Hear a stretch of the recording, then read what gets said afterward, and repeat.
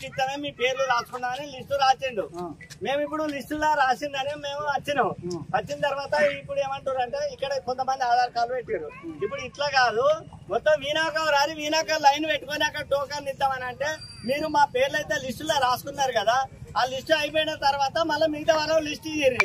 మొన్న ఇచ్చిన వాళ్ళు మళ్ళీ దాని ఆధార్ కార్డు పెడితే డబుల్ వస్తాయి కదా, మీరే రాసుకున్నారు ఆ మంచి ఆలోచన చేసి.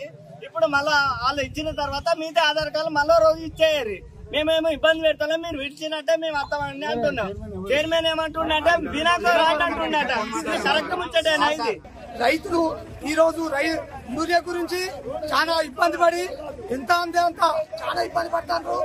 రైతు పాలన అని ప్రజాపాలన అని ఆ రేవంత్ రెడ్డి గారు హామీలు ఇచ్చి ఈ రోజు ఇక్కడ రైతులను ఎంత రికోసపుచ్చుకుంటారో మీరు ఒక్కసారి చూడండి.